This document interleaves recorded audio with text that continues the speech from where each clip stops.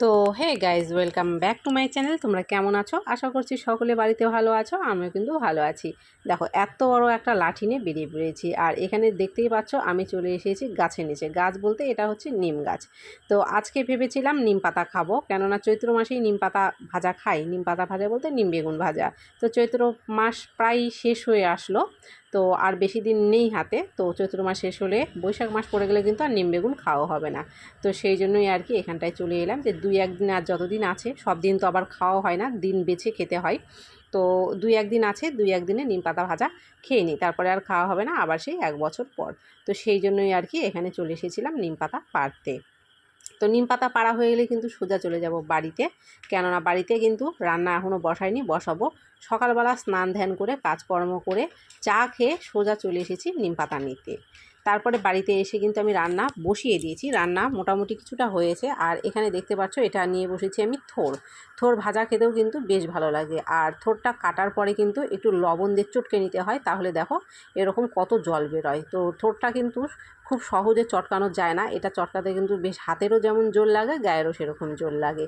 তো থোড়টাকেই সেখানে চটকাচ্ছিলাম। আর থোড়ের যে জলগুলো দেখো একটা গামলাতে বের করে রেখেছি, অতটা জল বেরোয়নি, ওখানে জল ছিল ওর মধ্যে রেখেছিলাম। তো জলটা কিন্তু অনেকটাই কালো কালো হয়ে গেছিলো, কেননা থোড়ের মধ্যে কিন্তু অনেক আয়রন থাকে। থোড়, মোচা, কলার যে অংশগুলো সেগুলোতে কিন্তু অনেকটা আয়রন থাকে, আর শরীরের পক্ষের জন্য খুব উপকারী। তারপরে দেখতেই পেলে কিন্তু রান্নাবান্না হয়ে গেছিলো, উপরে তরকারি হচ্ছিলো, নিচে ভাত করা হয়েছিল। আর মোটামুটি রান্না হয়ে যাওয়ার পরে খেতে বসেছি। যে নিম বেগুন ভাজা করেছিলাম, সেই নিম বেগুন দিয়ে প্রথমে ভাত খাচ্ছিলাম, তারপরে মাছ রান্না করেছিলাম, থোড় ভাজা করেছিলাম।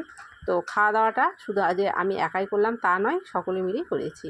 খাওয়া দাওয়া সেরে কিন্তু বাসন টাসন মাজা হয়ে গেছে। আর এখানে তারপরে দেখো কিছু জামা কাপড় যেগুলো ছিল, যেগুলো কেচে দিয়েছিলাম সকালে, সেগুলো এখন একটু গুছিয়ে নিচ্ছি। কেননা আমাদের কাজ কিন্তু সারাদিনই এইভাবে করতে হয়, আর আমি আমার সংসারের কাজগুলো কিন্তু এইভাবেই নিজের হাতে করে ফেলি। আর যতটুকু কাজ করি তোমাদের সাথে ছোট ছোট করে শেয়ার করার চেষ্টা করি, কেননা সংসারের তো অনেক কাজই থাকে, সব কাজ কিন্তু আর দেখবে ক্যামেরা ধরে শেয়ার করাটা সম্ভব হয়ে ওঠে না।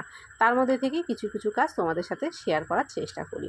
তো জামা কাপড়গুলো গুছিয়ে নিচ্ছি, আর যেগুলো লাইনের কটটটগুলো ছিল সেগুলোও ঠিকঠাক করে রেখে দিলাম।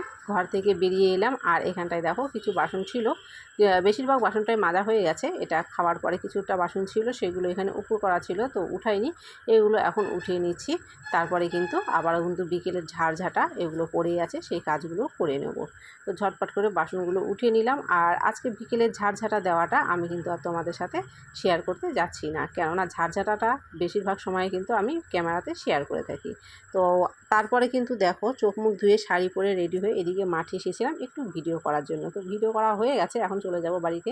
আর শুধু যে আমি আছি তা না, আমার সাথে অনেকেই আছে দেখো। আর এই মাঠগুলোতে আগে কিন্তু সর্ষে লাগানো ছিল, এখন কাটা হয়ে গেছে যেন মাঠটা একদম পরিষ্কার।